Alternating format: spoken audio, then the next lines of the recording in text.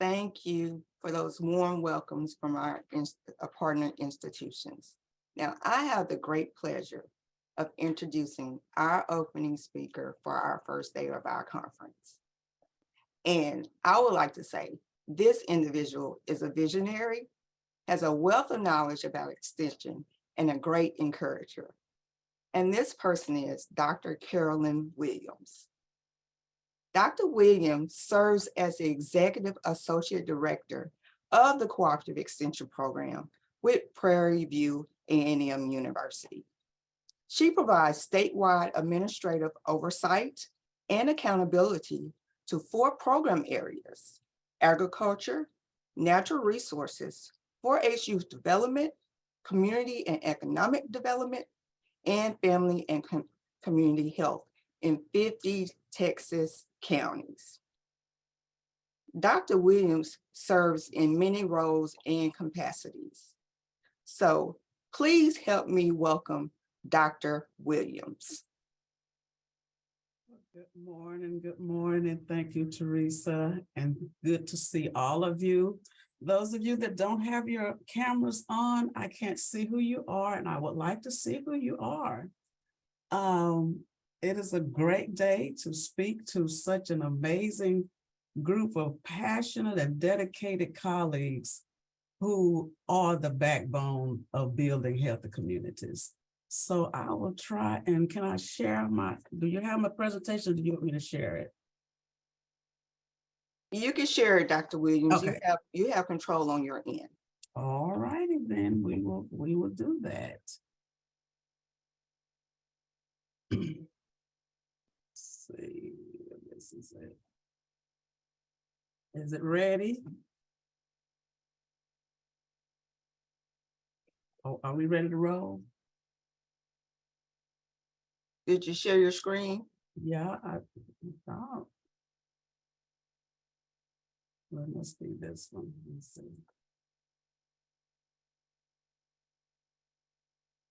We've been having some issues here this morning. Is it still not up? Well. Well, let me, I do have it, I always think okay. Back up. Let's see if I do it. Let me see. There it is. Okay, good. Very good. Very good. Well, I admire each of you for your continued sacrifice for the good of others. That if we didn't step in as the 1890s powerful extension system and build, who else would? Building is always something that extension is involved in. We help build communities, we help build character, we help build programs. We just are in the building business. So I know your job is so important. I've been there, done that a long time ago, still admire those who have such a zeal to make a difference in the community. You create such innovative ways to impart information and you work very hard. Your job is never finished. You're always finding something else to do, another program, another audience to reach. Your creativity continues to get better as we've seen through COVID. We didn't know that we could do so many things and be effective with them using technology and then just other ways of programming. It's a lot to do. I know it is. You have lots of paperwork to complete. You try the recipes before you can try them out on your clientele. It's a lot of influencing to get people to want to try different foods or to think about changing their eating habits. You travel to and from your classes. You're going to purchase recipe ingredients and other class materials. Then you have to participate in professional development trainings. You're very busy and you're truly to be admired for the sacrifice that you make because you are determined to make a difference. in your community and in the lives of the people in your state and this world. I'm going to see if this is going to move forward for me. Well, what's happening? Before I get into my presentation, I wanted to just make sure you all really understand the powerful network that Extension is a part of.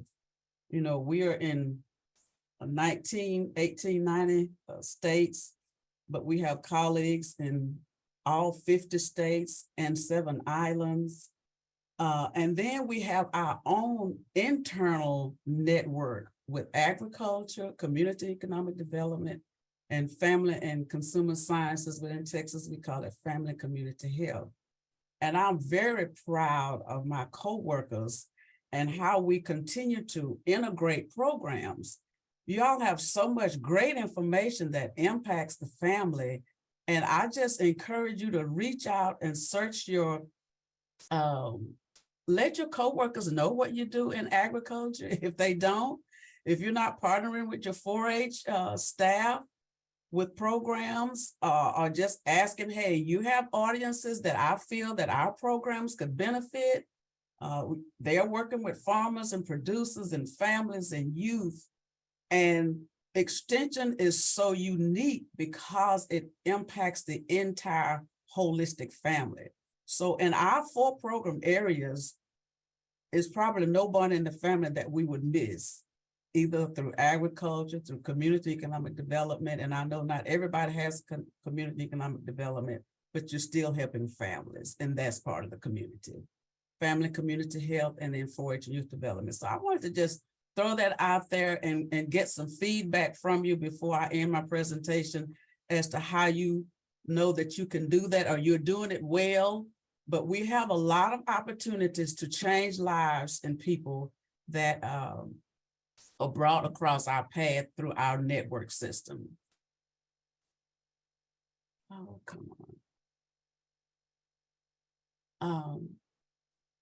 Being a nutrition educator, you have a lot of influence, and you know that you do because of your passion, your zeal, your love of people, your desire to see change and to be a part of change and to motivate people to change. You continue to experience your innovativeness, your motivators, and this brings all of us fulfillment. We are very proud of each other when we see you being successful and making a difference in the lives of all of the people that you come across, even colleagues. We have a mantra at Prairie View that Prairie View produces productive people, and that it does.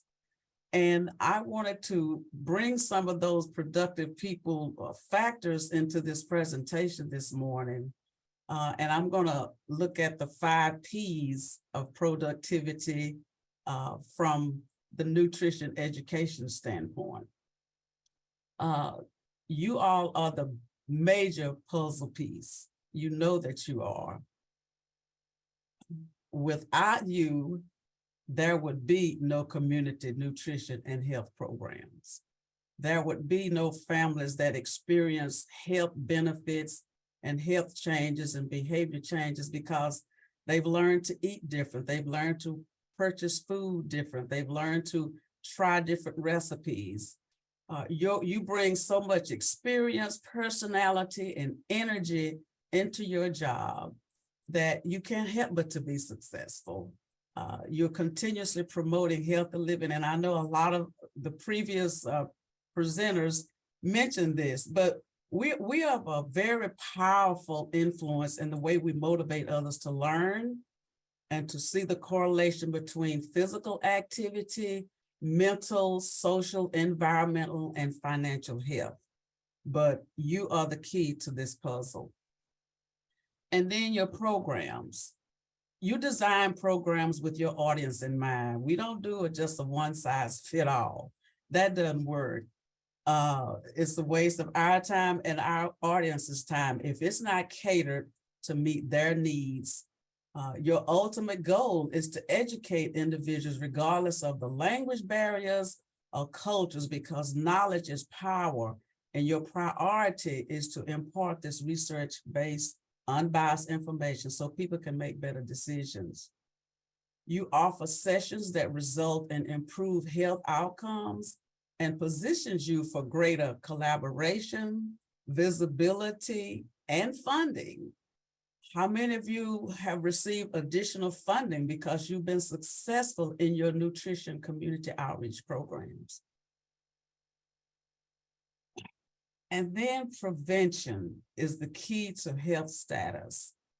It's crucial that you present information that encourages people to take action to decrease the risk of getting diseases or conditions and to deal better with those that already are prevalent in their life. We promote positive action and behavior. It also helps us in our habits and our choices, because how can you teach what you don't practice? I'm just saying, we have to practice what we preach. And I know all of us should be a little healthier, a little better at our selections, because we have had so much great training and experience in nutrition education that it makes us healthier as well. Partnerships is another major part of our puzzle. I just listened to, I think it was the first or the second presenter talked about the number of partnerships that have been established. Without them, we wouldn't be as successful as we are. We help them and they help us, and that's the main power of a partnership. And just to name a few of our schools, our boys and girls clubs, our sororities and fraternities, our community centers, our churches, our WIC offices, grocery stores, Walmart, you name it. They all value what we bring to the table, and they appreciate what we do to help them and others. And then my last key is progress. And I would like for each of you to participate in this one. Because your programs are relevant, they're designed to meet the needs of your audience. You're presenting unbiased information that's just not pulled from the internet and shared. It's research-based. You're changing lives. Food budgets are being stretched.